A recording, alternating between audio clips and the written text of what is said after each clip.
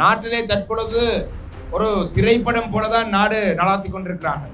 ஒவ்வொரு நாளும் நீங்கள் செய்தியிலே பார்த்தால் யாராவது ஒருவரை கைது செய்ததாக ஒரு செய்தியை காணலாம். சில அடி முட்டாள்கள் இந்த பன்முகப்படுத்தப்பட்ட நிதி என்றது எவ்வாறு கையாளுறது என்று தெரியாத பல முட்டாள்கள் இலங்கை தமிழரசு கட்சி மீதும் எங்களுடைய கட்சியை சேர்ந்தவர்கள் மீதும் நாங்கள் மோசடி செய்ததாக பல குற்றச்சாட்டை முன்வைக்கிறார்கள். திருடர்களை பிடிக்கிறதின் ஊடாக, கொள்ளையடிக்கிறதை நிறுத்துவதின் ஊடாக நீங்கள் சொல்றது போல வீண் செலவுகளை நீங்கள் நிறுத்திருக்கிறீர்கள் என்று சொன்னால் கடந்த ஒரு வருடமாக நீங்கள் சேகரித்த அந்த நிதி எங்கே? ஜனாதிபதி எங்களுடன் பேசும் பொழுது ஒரு விடயத்தை சொல்கிறார். ஆனால் அதுக்கு 2 நாட்களுக்கு பிறகு அவங்களுடைய கட்சியினுடைய செயலாளர் நாயகம் யாழ் நகரத்தை சென்று இன்னொன்றை சொல்ற. எங்கேயாவது கண்டிருக்கிறோமா? ஒரு நாட்டினுடைய தலைவர் சென்றதுக்கு 2 நாளைக்கு பிறகு தலைவராக வர விருப்பப்பட்டவர்கள் பின்னுக்கு செல்றார்கள். கேரள அவசிய மையம் எந்தவிதமான பிரச்சனைகள் இருந்தாலும் 24 மணி நேரத்தில் தீர்வு கிடைக்கும். தொடர்புக்கு 9908165856. நான் நினைக்கின்றேன் கடந்த 2024 ஆண்டு பாராளுமன்ற தேர்தல் நடைபெற்றதுக்கு பிறகு கோட்டைக்கல்லாரிலே நடக்கும் ஒரு நிகழ்விலே, பொதுமக்கள் அனைவரும் ஒன்றாக கூடி நடக்கும் ஒரு நிகழ்விலே நான் கலந்து கொள்ளும் முதலாவது நிகழ்வு இதுவாகவே இருக்கும். சில நிகழ்வுகளுக்கு நாங்கள் வரையை தந்திருக்கிறோம். சில நிகழ்வுகளுக்கு வரையை தந்திருந்தாலும் ஒட்டுமொத்த கிராமமும் ஒரு கலாச்சார நிகழ்வு என்ற பொழுது ஒன்று சேருவார்கள். அந்த வகையிலே இன்றுதான் ஒட்டுமொத்த கிராமத்தை சேர்ந்த அனைத்து கழகங்களை சேர்ந்த பொதுமக்கள் அனைவரையும் ஒன்றாக சந்திக்கக்கூடிய வாய்ப்பு கிடைத்திருக்கு. அந்த வகையிலே கடந்த 2024 ஆண்டு தேர்தலிலே மட்டக்களப்பு மாவட்டத்திலே, இலங்கையிலே வரலாறிலே மட்டக்களப்பு மாவட்டத்திலே அதிகூடிய விருப்பு வாக்கினால் பாராளுமன்றத்துக்கு அனுப்பிய பெருமை எனக்கு தந்த, பாராளுமன்றத்துக்கு சென்ற பெருமை எனக்கு தந்ததிலே இந்த கோட்டைக்கல்லாறு மக்களுக்கு பெரும் பங்கு இருக்கு. அந்த வகையிலே முதலாவது இந்த கோட்டைக்கல்லாறு வாழ் மக்கள் அனைவருக்கும் முதலாவது நான் நன்றி சொல்ல வேண்டும். நாங்கள் 2024 ஆண்டிலே பாராளுமன்றத்துக்கு நாடு முழுவதும் அனுரகுமார திசாநாயக்க NPP என்ற ஒரு அலை வந்த பொழுது மட்டக்களப்பு மாவட்டம் மாத்திரம் தன்னிச்சையாக தனித்துவமாக நின்று அந்த கொடூரமான NPP அலையை மீறி மட்டக்களப்பு மாவட்டம் தன்னிச்சையாக நின்றது.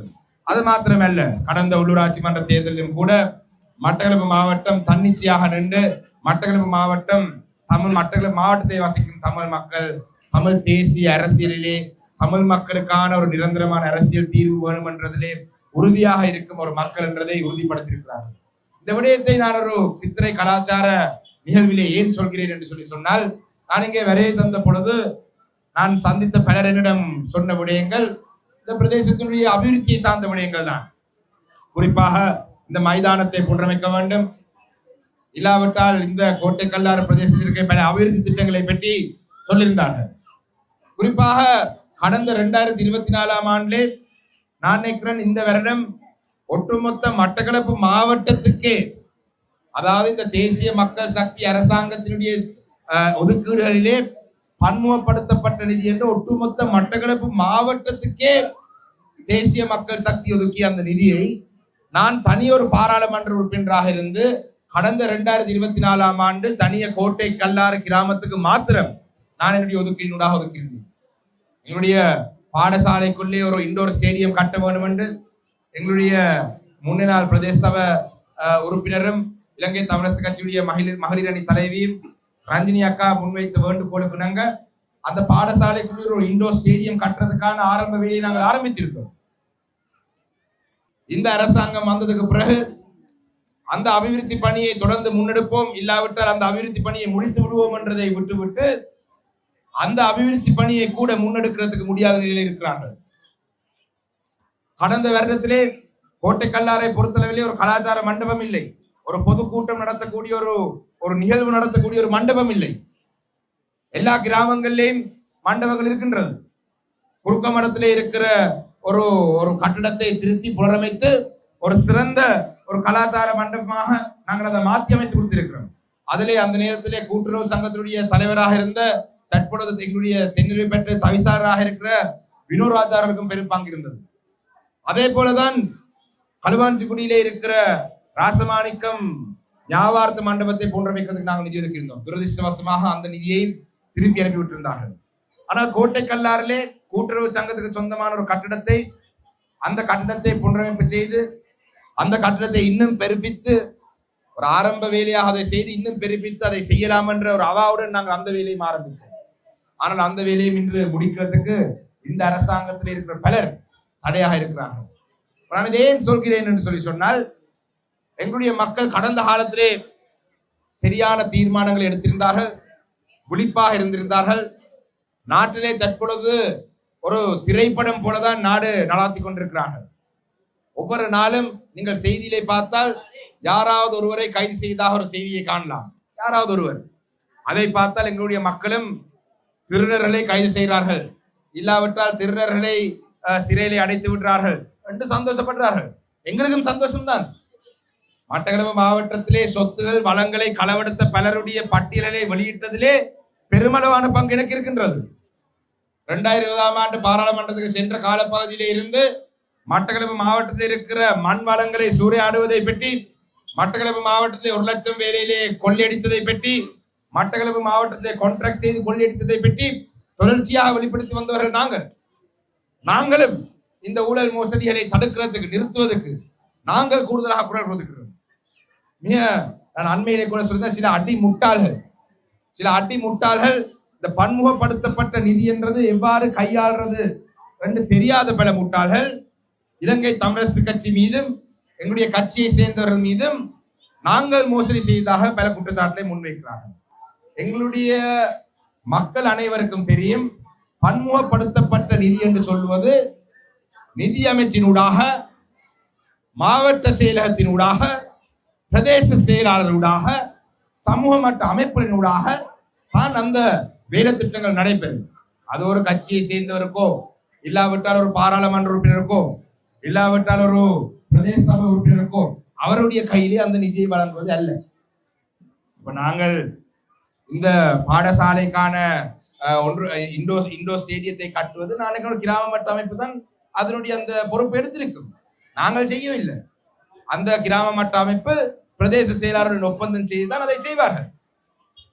இவ்வளோ ஊழல் மோசடிகளை நாங்கள் வெளிப்படுத்தி எங்கள் மீது மக்கள் நம்பிக்கை வைத்தபடியினால்தான் மட்டக்களப்பு மாவட்டத்திலே அதிகூடிய வாக்குகளை எனக்கு இந்த வரலாறுகளை மக்கள் தந்தார்கள். ஆனால் இன்றைக்கு ஒரு சிலர்கள் அதை பற்றி பொய்யான பிற கருத்துக்களை சொல்லி எங்களுக்கு அவ பேரை உருவாக்க பார்க்கிறார்கள். இருந்தாலும் அரசாங்கத்தினுடைய இந்த கைதுகள் தொடர்ச்சியாக அரசாங்கத்தை சேர்ந்தவர்கள் அங்கு ஒருவரை கைது செய்யறது, இங்கே ஒருவரை கைது செய்யறது, நாங்கள் அதை வரவேற்கிறோம். ஆனால் நாங்கள் எதிர்பார்க்கிற விடயம் என்ன?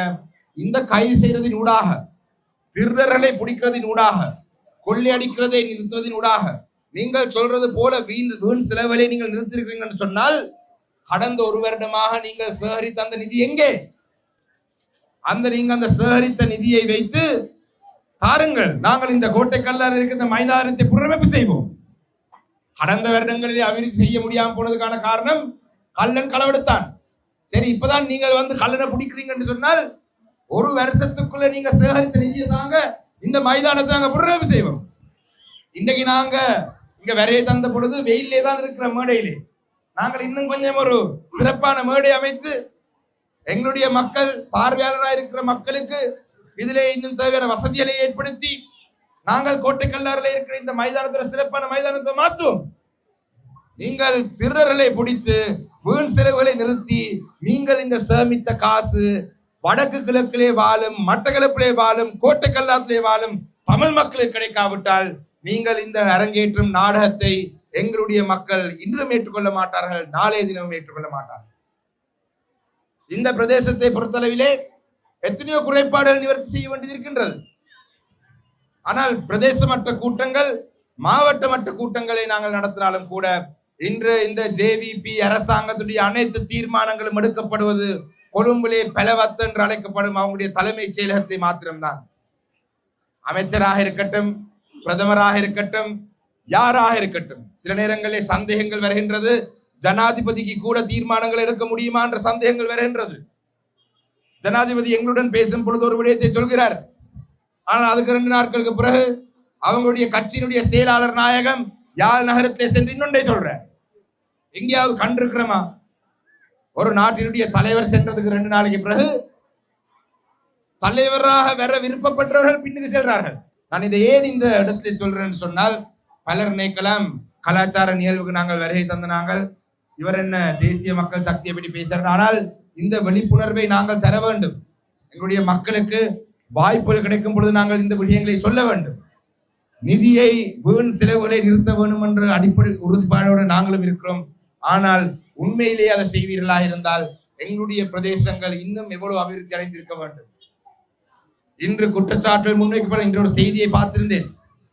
ஊழல் செய்கிற அரசாங்கங்களை கட்டுப்படுத்தலாம், ஆனால் ஒரு ஊழல் அது ஊழலாக தெரியாமல் காட்டப்படாமல் ஒரு திட்டமிட்ட வகையிலே ஒரு அரசாங்கமே ஊழலில் ஈடுபடும் பொழுது அதை கட்டுப்படுத்த முடியாது என்றதை சொல்லியிருக்கிறார். நம்ம பொறுத்திருந்து பார்ப்போம். அந்த செய்தியிலே வந்தது போல கடந்த காலத்திலே அரசாங்கத்தில் இருந்த சில அரசியல்வாதிகள் கொள்ளையடித்தார்கள். தற்பொழுது இருக்கிற அரசாங்கத்தினுடைய கட்சி கொள்ளையடிக்குது என்று குற்றச்சாட்டு முன்வைக்கிறார். பொறுத்திருந்து பார்ப்போம் இதையெல்லாம் எவ்வாறு நடக்கும் என்று சொல்லி. அந்த வகையிலே நான் நீண்ட நேரம் பேச விருப்பப்படவில்லை. என்னுடைய ஊடக நண்பர்கள் வந்திருக்கும் பொழுது ஒரு சில கருத்துக்கள் அவர்களுக்கு சொல்லாவிட்டால் அவர்களும் இந்த நிகழ்வுகளுக்கு வருகை தந்து இந்த ஊடக நண்பர்களுக்கும் ஒரு பிரயோசனம் இல்லாத மாலை பொழுதாக மாறிவிடும். அந்த வகையிலே ஊடகங்களுக்கும் ஒரு சில கருத்தினை வழங்கியிருக்கிறேன். அந்த வகையிலே இந்த கோட்டை கல்லாரிலே எங்களுடைய ஃப்ரெண்ட்ஷிப் விளையாட்டு கழகம் நடத்தும் இந்த கலாச்சார நிகழ்வுக்கு, இந்த கலாச்சார நிகழ்வு ஏற்பாடு செய்வதற்கு உண்மையிலே நான் இந்த விளையாட்டு கழகத்தினுடைய உறுப்பினர்களுக்கு என்னுடைய வாழ்த்துக்களை சொல்ல வேண்டும். ஏனென்றால் ஒரு விளையாட்டு போட்டியில் ஒரு நிகழ்வு செய்வதுன்னு சொன்னால் அது ஒரு இலகுவாக விடயம் அல்ல. மாதமாக இருந்து திட்டமிடல் செய்து நிதி சேகரித்து இதுக்கான ஏற்பாடுகளை செய்து சின்ன சின்ன விஷயங்களை கூட ஒரு குறைகள் இல்லாத வகையாக இந்த நிகழ்வுகளை ஏற்பாடு செய்யறா பெரும் கஷ்டமான ஒரு விடயம். அந்த வகையிலே நான் அந்த சறுக்கு மரம் கூட முடியும் கட்டத்தை அடைந்திருக்கு. அவருக்கும் எங்களுடைய வாழ்த்துக்களை, அந்த அணியினருக்கும் என்னுடைய வாழ்த்துக்களை சொல்லி ஃப்ரெண்ட்ஷிப் விளையாட்டு கழகத்துக்கு என்னுடைய வாழ்த்துக்களை சொல்லி விடைபெறுகிறேன். நன்றி, வணக்கம். கேரள அவசிய மையம் எந்தவிதமான பிரச்சனைகள் இருந்தாலும் 24 மணி நேரத்தில் தீர்வு கிடைக்கும். தொடர்புக்கு 9908165856.